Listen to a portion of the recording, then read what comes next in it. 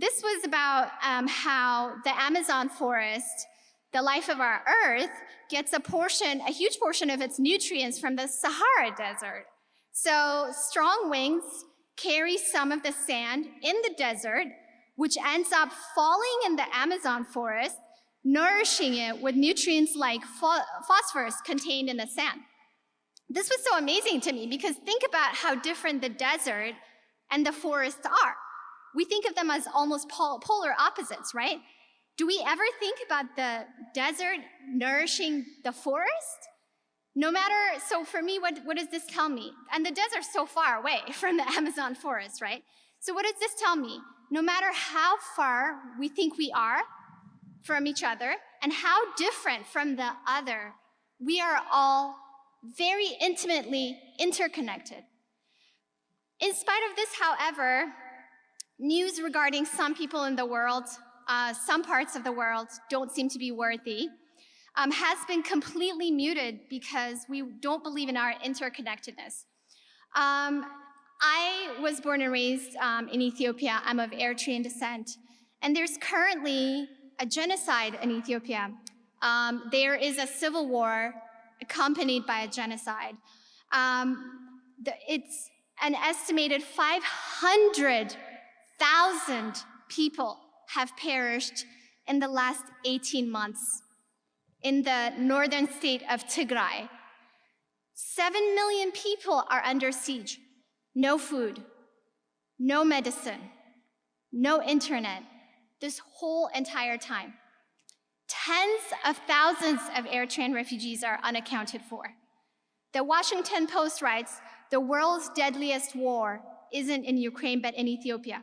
So David Volodzko writes in The Nation, if we compare the situation in Tigray to other ongoing armed conflicts, the numbers are startling. Looking at civilian deaths, for example, the war in Ukraine has resulted in less than 3,000 Ukrainian deaths, according to the UN Human Rights Office, while Tigray has seen upwards of 500,000, as per estimates by Ghent University.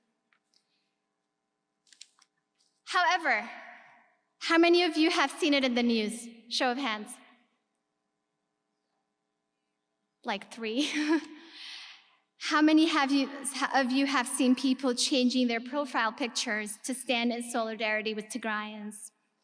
Let's not forget that we are all so intimately connected. What happens over there will come to our door one way or another. When I started speaking up about a genocide in Tigray, calling it a genocide, I got incessantly attacked and harassed online. But that was not the most difficult part for me. The most difficult part was seeing the silence, minimization, denial, and false equivalency by many Ethiopian and Eritrean intellectuals. Intellectuals, you would hope, would loudly condemn this in a united voice. It became really hard for me to speak to some of my own relatives or even longtime friends. It took me a long time to wrap my head around what's going on. I'm still extremely disturbed seeing genocide denial in action.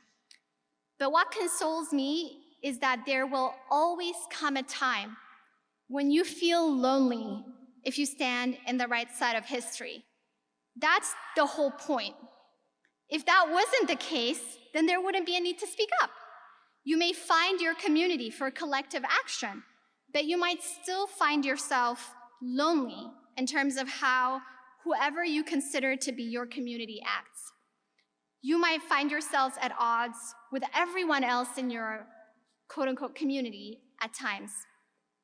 So a journalist and Nobel laureate Maria Ressa said, you need to actually live your values when it matters the most, not when it's convenient. And the true test of your values is when you stand to lose something.